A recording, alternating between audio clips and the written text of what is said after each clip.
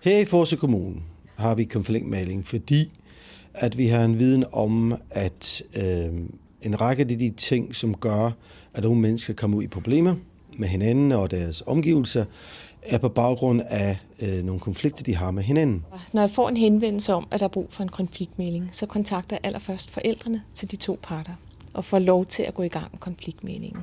Når jeg så har fået en accept for forældrene, så tager jeg fat til de, i det her tilfælde, 2 piger, det handler om. Vi kom ind i et rum, hvor vi sad, og så fik vi at vide i starten, at alt, der blev sagt i rummet, det blev kun ved os, der sad inde i det, så vi kunne sige lige, hvad vi ville faktisk. En af pigerne havde et stort fravær, og så fik jeg også en forældrehenvendelse. Der viste sig så, at der var en konflikt mellem de to. Torben, vores klasselærer, han kan godt finde ud af at løse konflikter, men jeg tror bare, at den her konflikt den var lidt for stor. Den var for indviklet til, sådan, hvad han måske er vant til. Det, der er vigtigt for mig omkring en konfliktmægling, det er, at jeg er upartisk på den måde. Jeg kender ikke de 2 personer på forhånd. Vi har det grundlæggende princip, at vi skal ikke tage konflikterne fra de unge. Konflikter eksisterer i vores samfund. Konflikter betyder, at vi kan komme videre, fordi vi er uenige, og hvis det bliver løst rigtigt, så kan vi lære rigtig meget af det.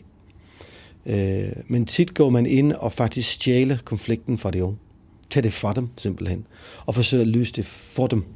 Og så har man faktisk ikke løst ret meget, og så kan konflikten blusse op igen, og det synes vi ikke er hensigtsmæssigt.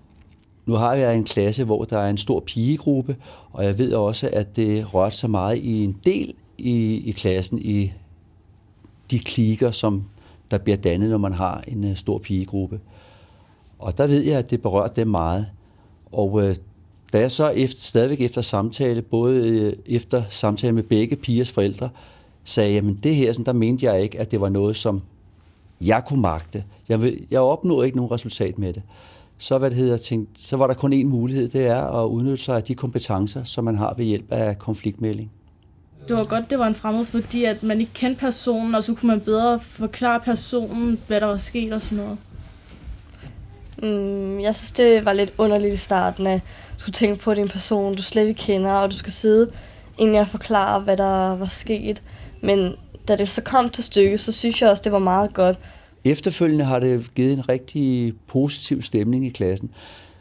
Uden at vi har talt direkte om det, hvad sådan en samtale den går ud på, så er min fornemmelse, at det har skabt en ro i klassen, at den pigegruppe, som de har gået i, de 2 piger, det har været en samlet pigegruppe, jamen der er blevet løst op for en masse ting, og det har også gjort det meget nemmere i hverdagen, og også i hele undervisningssituationen, også omkring gruppedannelser, når vi har undervisning. De beder de personer, der kender børnene og de unge, om at snakke med dem om de vil være indstillet på at blive kontaktet af en konfliktmægler. Fordi hvis de ikke er indstillet på at løse konflikten, så kan vi jo ikke hjælpe.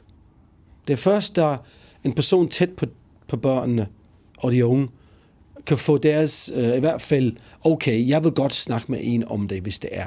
Så kan jeg sætte det i gang. Men jeg kan ikke sætte det i gang, medmindre at det er accept et eller andet sted. Det kan jeg ikke. Jeg kan ikke komme ud for, fordi det er en frivillig ting. Jeg synes, det var en virkelig god måde, at det blev taklet på.